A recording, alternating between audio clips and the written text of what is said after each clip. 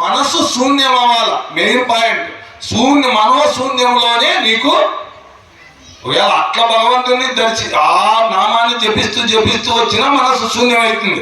అట్లా శూన్యం చేసుకునే పర్వాలే. ఏ విధంగా నువ్వు చేసుకుంటావు అనేది లెక్క కాదు. మనస్సు శూన్యం అవడానికి కేవలం సాక్షిభూతంగా గమనిస్తూ ఉంటే వాడికి శక్తి అందక ఆలోచనలన్నీ ఆగిపోతాయి. అక్కడ మనస్సు లయమైపోతుంది. అక్కడ నీకు అపారమైన శుద్ధి జరుగుతుంది. అంతే. అంతఃకరణ శుద్ధి కలగడానికి అంతకంటే మార్గం, ధ్యానం కంటే గొప్ప మార్గం ఏమి ఉండదు. అందుకే చెయ్యాలనే తలంపు కలిగినంత మాత్రం చేతనే, నిశ్చయించినంత మాత్రం చేతనే వేదములందు చెప్పబడిన కర్మానుష్ఠ ఫలములన్నీ మనుషుడు దాటివేయుచున్నాడు అంటాడు. అందుకు అది కారణం. అంత గొప్ప ఫలితం ఉంటుంది. కాబట్టి మనం ధ్యానం చేయాలనే దృఢ సంకల్పం కలిగినంత మాత్రం చేతనంటే సంకల్పానికే అంత బలం ఉంటే ఇంక చేస్తే అంత, సిద్ధిని పొందితే అంత.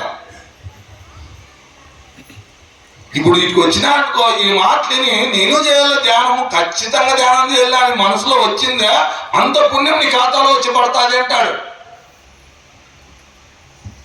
ఎందుకంటే అవన్నీ కూడా నిన్ను అంతరంగ శుద్ధి కలిగించలేవు. ఇక్కడ ఇది మాత్రం నీ కోరిక లేకుండా నువ్వు కేవలం మనస్సును లయింపజేయడమే నీకు లక్ష్యం. కాబట్టి ఇక్కడ వీటికి వచ్చిన తర్వాత ఎట్లా ఉంటుందంటే ఈ విషయవాసన గురించిన ఆలోచన మనం చేస్తే ఫస్ట్ విషయవాసన కాడే ఎవడైతే గుర్తిస్తాడో, ఏదైనా ఒక చెడ్డ ఆలోచన వచ్చిందనుకో వెంటనే కలుగుతానే, ఓహో ఇది చెడ్డ ఆలోచన, ఈ వాసన చెడు వాసన, కాబట్టి దీన్ని ఇక్కడే ప్రాథమికంగానే ఇంకా అంటే ముగ్గులోకి దిగకనే దీన్ని ఆపేయాలా అని తెలుసుకుంటాడో అటువంటి వానికి ఈ సింపుల్గానే ఉంటుంది, ఈజీగానే ఉంటుంది. అయినా మనము దాంట్లోకి మొదట్లోనే ఆపలేము. ఇప్పుడు ఒక మిరుగు, ఇది ఒక నిప్పు ఉందనుకో, నిప్పు పూర్తిగా పెద్ద మంట కాకనైతే ఆర్పడం సులభమే ఉంటుంది.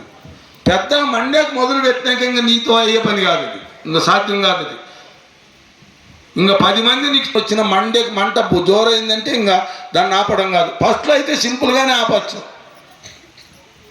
అట్లా ఈ విషయవాసన నీకు ఆ అధర్మ విషయంలో నీకు ఎప్పుడైతే ఆలోచన వచ్చిందో ఆ అధర్మ విషయం నుంచి ధర్మం వైపు తిప్పుకునే కెపాసిటీ నీకుంటే ఈజీగానే దాన్ని నివారించవచ్చు అంటాడు. లేదంటే ఒకసారి జారినావా, ఒక విషయం దాటిపోయింది, దన్న పడిపోతాయి, లోపలికి పడిపోతావు, నువ్వే తెలియ కూడా పడిపోతావు, నిన్ను ముంచేస్తుంది. ఇప్పుడు జారుడు బండి ఎప్పుడైనా చూసినారా? జారే బండ్లు ఎప్పుడైనా జారినారా?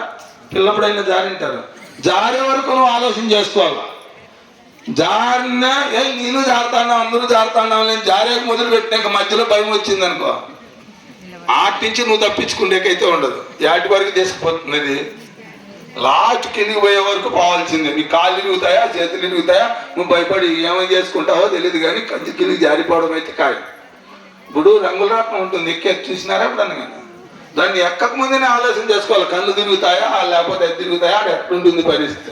ఎక్కిన టైం వరకు వాడు తిప్పుతాడు, అంతవరకు నువ్వు మూసుకొని కూర్చోవలసిందే. దాంట్లో ఎక్కక ముందు అయితే మాత్రం నీ ఇష్టం, నీ స్వాధీనంలో ఉంటుంది. అంటే నీ మొట్టమొదటి దాన్ని నిప్పైన ఉండదాన్ని మినుగులోనే నువ్వు ఆపేసుకో, ఏం ఇబ్బంది లేదు. లేదంటే దానవాళం ఏంటంటే నీ వల్ల కాదు, కాల్చే పాలన.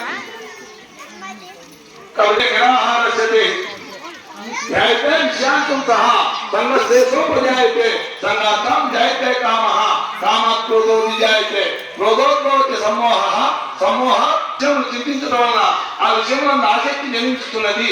అటు ఆసక్తి చేత అతని కోరిక ఉదయిస్తున్నది. కోరిక విఫలమైనప్పుడు క్రోధము జనిస్తున్నది.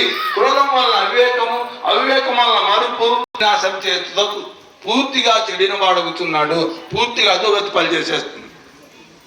మనదుడికి జనిస్తున్నది. ఫస్ట్ తిందామని ముక్కలు పెట్టుకున్నాం అనుకో, ఏమో ముక్క తింటే ఏం పాపం వస్తుందిలే సాలని అవి ముక్కతో చాలేదు. ఎన్ని ముక్కలు నోట్లోకి బాగా కడుపులోకి పోతాయో తెలియదు, కూడా పాపం వస్తుంది. మాటలు మాట్లాడడంలోనే పాపం, వాళ్ళ గురించి చెడుగానే మాట్లాడడంలోనే పాపం వస్తుంది. ఆటోమేటిక్ మనలో వికసిస్తాయి. దేని గురించి మనం తలుచుకుంటా ఉంటే మనలో చెడ్డ వికసిస్తుంది. మంచోళ్ళ గురించి మాట్లాడతా అంటే మనలో మంచి వికసిస్తుంది. మనం మాట్లాడినా మనం విన్నా మంచోళ్ళ గురించి విన్నా ఇప్పుడు భగవద్గీత తింటాం, ఇక్కడ ఆటోమేటిక్ గా మనలో ఉన్న మంచి వికసిస్తుంది. అదే అశ్లీలమైనటువంటి వ్యక్తిని చూస్తున్నా ఆ వింటున్నా